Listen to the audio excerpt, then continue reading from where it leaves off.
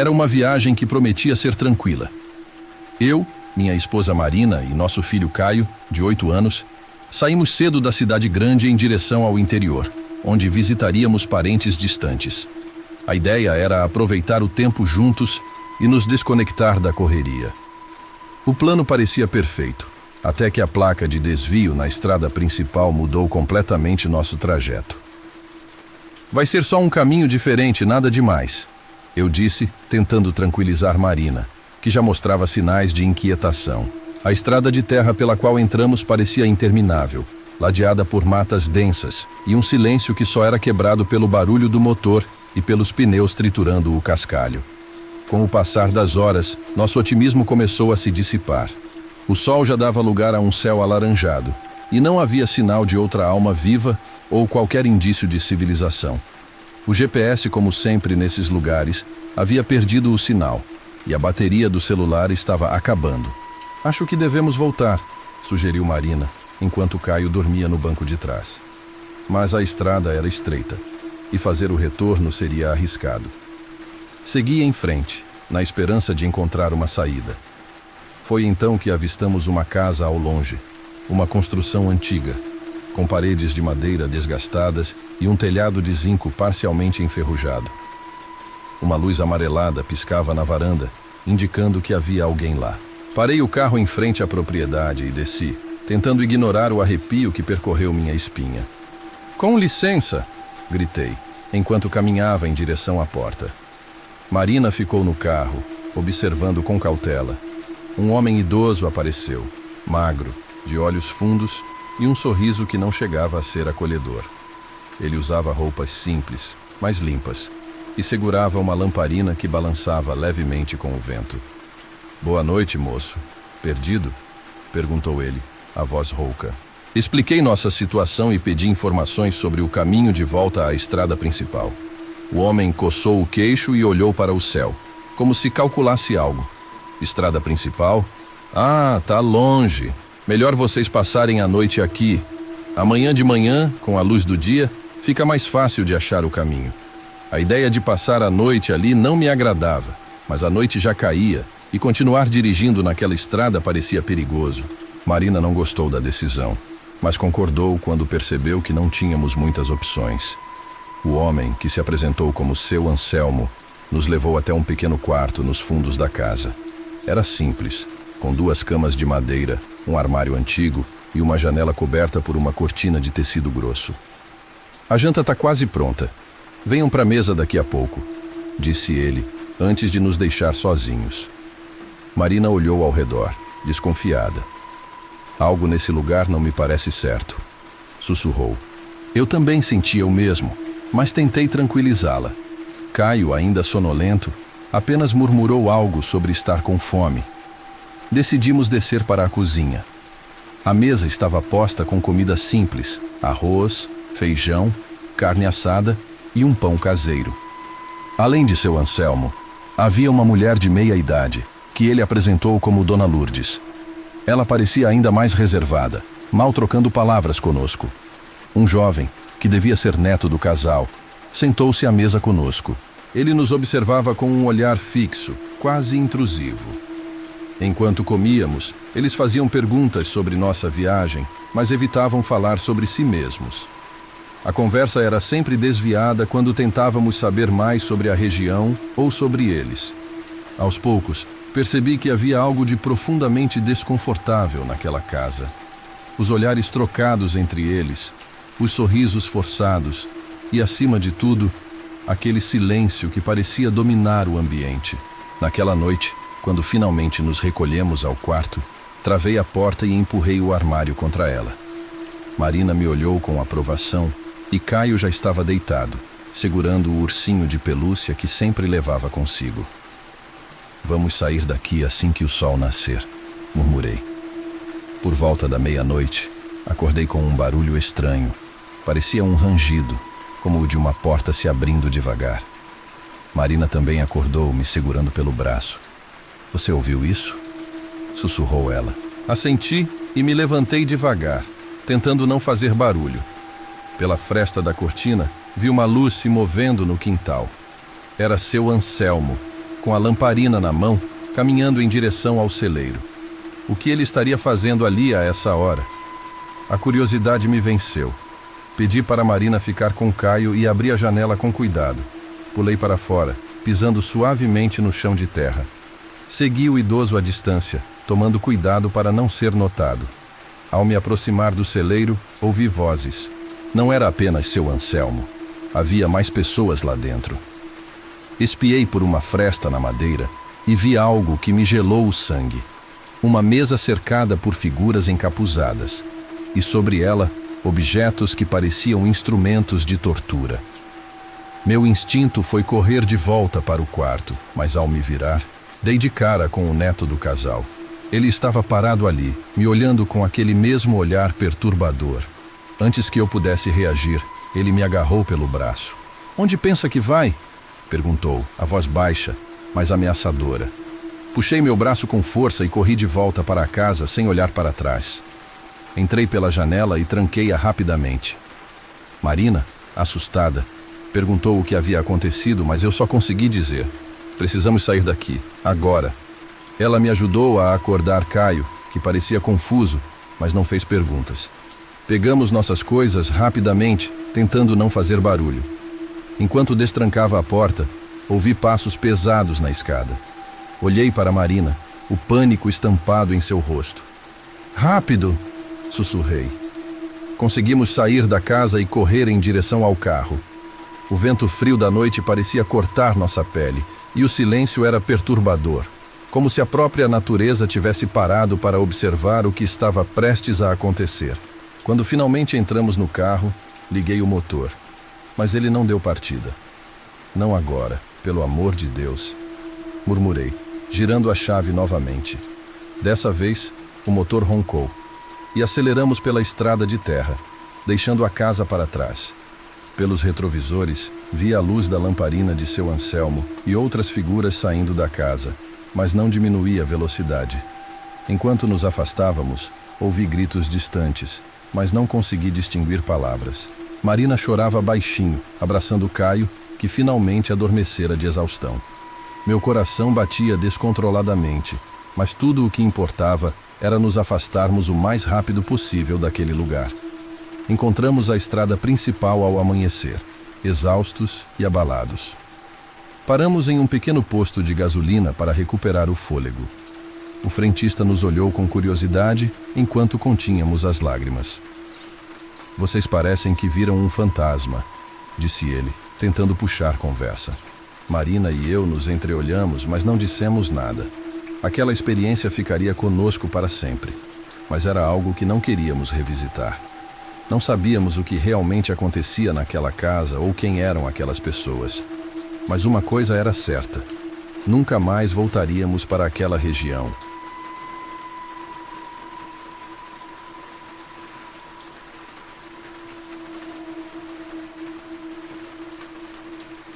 Venho compartilhar com vocês uma história que minha mãe sempre conta. Algo que aconteceu com ela em sua juventude. Foi um evento tão marcante que ela nunca esqueceu, mesmo agora, muitos anos depois. Minha mãe cresceu em uma região rural, em uma pequena comunidade cercada por florestas densas e campos intermináveis. Era um lugar simples, onde a vida corria devagar, mas também um cenário para muitas histórias estranhas e inexplicáveis. Ela conta que, quando tinha por volta de 16 anos, costumava ajudar meu avô com tarefas na fazenda.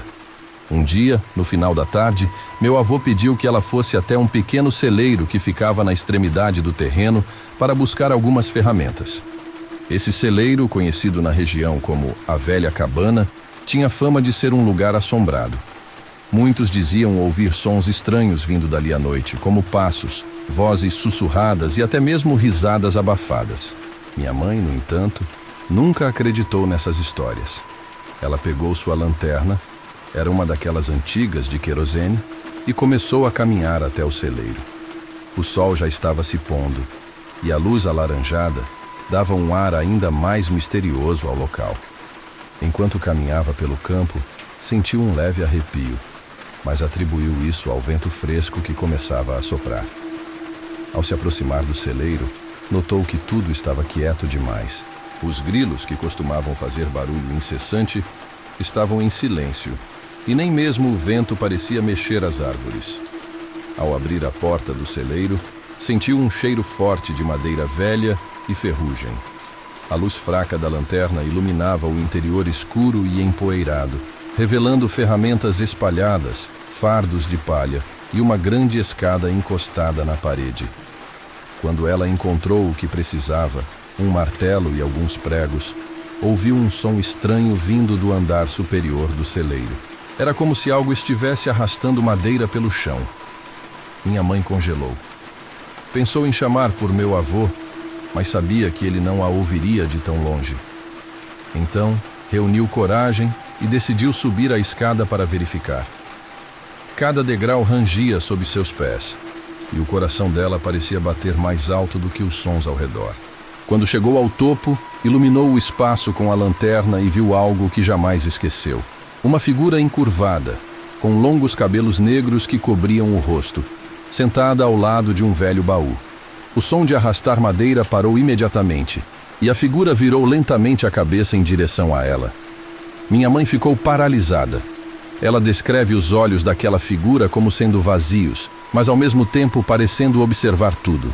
Antes que pudesse reagir, a figura levantou-se, revelando uma altura desproporcional, quase tocando o teto do celeiro.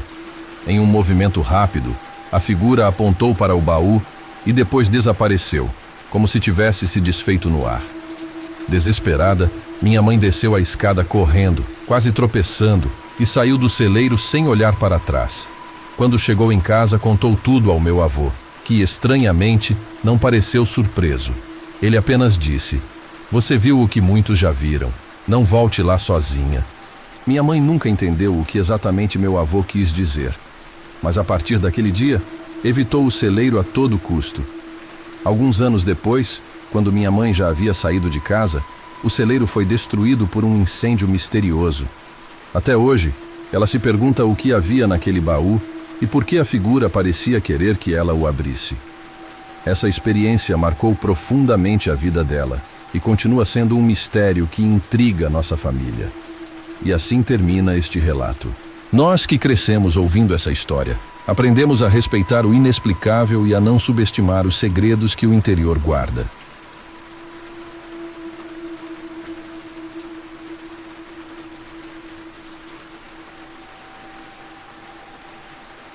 Quando eu tinha 7 anos, algo aconteceu que transformou minha relação com a fazenda dos meus avós para sempre. Embora já tenham se passado muitos anos, o ocorrido deixou marcas tão profundas que até hoje hesito em voltar para aquele lugar. Esse relato se passa em uma região rural, onde os dias são calmos, mas as noites parecem carregar um mistério no ar. Naquela época, meus avós moravam, e ainda moram, em uma antiga fazenda cercada por colinas verdejantes. Mas havia algo de peculiar naquele lugar. Uma lenda sombria sobre um poço, localizado a poucos metros da casa. Diferente de outros poços da região, que eram chamados de cacimbas, esse parecia carregar um peso maior, quase como se estivesse esquecido pelo tempo. Diziam os moradores que, há muito tempo, uma menina chamada Clara havia caído nesse poço e desaparecido. A história, passada de geração em geração, sugeria que seu espírito jamais havia partido e, desde então, vagava pelos arredores. Alguns alegavam ouvir risadas infantis ao cair da noite. Outros diziam ter visto algo se mover pelas margens do poço. Meus avós, embora fossem céticos, nunca ignoraram completamente os rumores. Certa tarde, durante minhas férias escolares, meus avós pediram que eu buscasse água no tal poço. A ideia me incomodou, mas não queria demonstrar medo. Peguei um balde velho, uma corda e uma lanterna, pois o céu já começava a escurecer. Quando me aproximei do poço, o ambiente parecia mais frio, como se o vento que soprava ali fosse diferente do resto da fazenda. O poço era fundo e as paredes de pedra estavam cobertas de musgo. Não parecia apenas um reservatório de água. Havia algo inquietante em sua presença. Amarrei o balde na corda e o lancei para dentro. O som da água sendo atingida ecoou de forma quase perturbadora. Quando comecei a puxar, senti o balde mais pesado do que o esperado. Algo parecia estar segurando-o lá embaixo. Fiz muita força, e quando finalmente consegui levantá-lo, uma coisa chamou minha atenção. Dentro do balde havia um pequeno objeto além da água. Era um laço de cabelo, antigo, com a fita já desbotada. Nesse momento, ouvi algo que congelou meu sangue. Uma voz infantil, doce e melancólica, sussurrou atrás de mim. Você vai embora tão rápido? Não quer brincar comigo, Luísa? Meu coração disparou. Luísa era o nome da minha prima, que havia falecido 2 anos antes. Virei-me rapidamente, mas não vi ninguém. Apesar do pânico, senti uma necessidade estranha de olhar novamente para dentro do poço, como se algo estivesse me chamando. Quando me inclinei, vi algo que nunca esquecerei. Uma figura pálida e deformada emergia lentamente da água. Seus olhos, completamente vazios, pareciam atravessar a minha alma. Tentei me afastar, mas tropecei e perdi o equilíbrio, caindo dentro do poço. A queda não foi muito longa, mas o impacto me deixou atordoado. Quando me levantei, percebi que a figura estava ali, parada ao meu lado. Agora, em detalhes mais nítidos, vi que era uma menina, mas seu rosto estava parcialmente desfigurado, como se o tempo ou algo pior tivesse deixado marcas. Ela se aproximou e com uma voz áspera e cheia de dor disse: "Por que eu e não você? Vou levar sua vida para ser livre." Antes que eu pudesse reagir, senti suas mãos frias apertarem meu pescoço. No meio do desespero, comecei a gritar e rezar, chamando por Deus e pelos meus avós. As orações pareciam enfraquecê-la, mas sua expressão de raiva se intensificava. De repente, ouvi vozes acima do poço. Eram meus avós, que haviam corrido ao local depois de ouvir meus gritos. No instante em que suas lanternas iluminaram o fundo do poço, a figura desapareceu como um sopro de fumaça. Meus avós jogaram uma corda e me puxaram para fora. Quando contei o que havia acontecido, notei algo surpreendente. Eles não pareciam céticos. Com olhares sérios, disseram que outros na região já haviam relatado coisas parecidas, mas ninguém havia falado sobre ser atacado diretamente. Após esse dia, meus avós selaram o poço com uma tampa pesada de ferro, tentando afastar a presença maligna. No entanto, mesmo com o poço trancado, moradores locais continuavam relatando coisas estranhas. Crianças ouvindo risadas ao longe e passos na terra úmida ao redor. Quanto a mim, nunca mais voltei a olhar para aquele poço. As lembranças daquela noite continuam vívidas e perturbadoras. E até hoje me pergunto, o que realmente aconteceu lá embaixo? E principalmente por que ela me escolheu?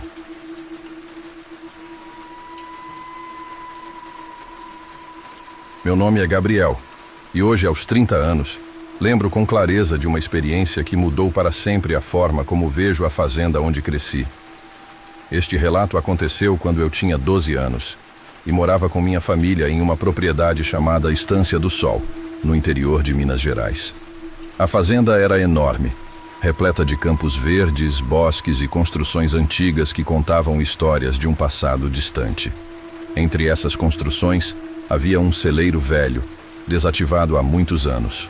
Minha mãe dizia que ele já fora usado para guardar ferramentas e grãos, mas estava tão deteriorado que agora servia apenas de abrigo para morcegos e poeira. Aquele celeiro sempre despertou minha curiosidade, especialmente porque era o único lugar onde meus pais pediam para que eu e meus irmãos nunca entrássemos. Claro, como qualquer criança, isso só fazia o lugar parecer ainda mais interessante. Naquela noite, meus primos vieram nos visitar e nós decidimos brincar de esconde-esconde. Era uma noite de céu estrelado e brisa fresca, perfeita para as nossas aventuras noturnas. Éramos 6 crianças no total, e eu logo sugeri que ampliássemos a área de brincadeira para incluir o terreno próximo ao celeiro. Apesar das advertências dos meus pais, ninguém resistiu à ideia. O Lucas, um dos meus primos mais velhos, começou contando. Enquanto ele fechava os olhos e iniciava a contagem, corremos em direções diferentes. Eu decidi finalmente me esconder dentro do celeiro. Aquela seria a minha chance de explorar o lugar que sempre foi proibido. A porta rangeu quando a empurrei, revelando o interior escuro e empoeirado. O cheiro de madeira velha e mofo era quase sufocante, mas ainda assim, entrei. Encontrei um canto onde caixas antigas estavam empilhadas e me escondi ali, tentando fazer o mínimo de barulho possível.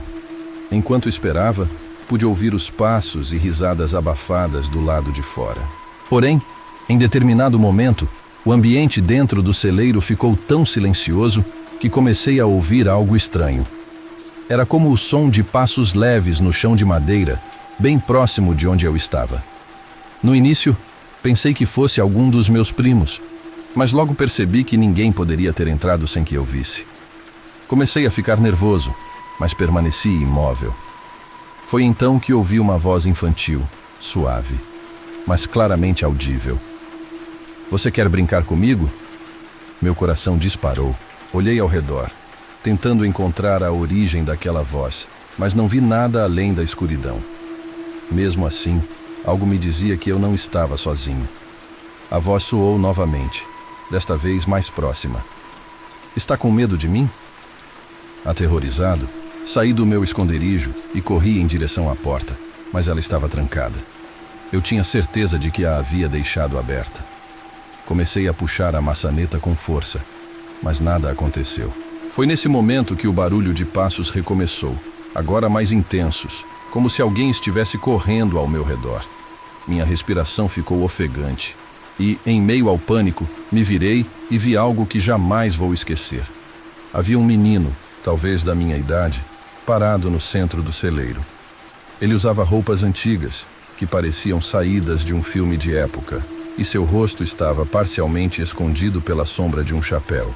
Seus olhos, no entanto, eram de um vazio perturbador, sem qualquer brilho, como se não estivessem realmente vivos. "Por que está fugindo?" "Eu só quero brincar", disse ele com uma voz estranhamente calma. Nesse instante, a porta atrás de mim se abriu com um estrondo, e eu corri para fora sem olhar para trás. Meus primos estavam no campo, ainda brincando, e me olharam confusos ao ver meu estado. Eu estava pálido, suando e com dificuldade de falar. Contei o que havia acontecido, mas nenhum deles acreditou. Riram, dizendo que eu estava inventando para assustá-los. No entanto, minha mãe, que ouviu a história mais tarde, ficou visivelmente abalada. No dia seguinte, ela me chamou para conversar e revelou algo que me deixou ainda mais inquieto. Antes de nos mudarmos para a fazenda, a propriedade havia pertencido a outra família. Havia rumores de que o filho mais novo daquela família tinha morrido dentro do celeiro, após cair de uma das vigas enquanto brincava sozinho. Depois disso, evitei passar perto do celeiro, mesmo durante o dia. Minha mãe sugeriu que poderia ter sido apenas minha imaginação, mas eu sabia o que tinha visto. Ainda hoje, quando visito a fazenda, faço questão de manter distância daquele lugar. Há coisas que acontecem na vida que nunca conseguimos explicar, e essa foi, sem dúvida, uma delas.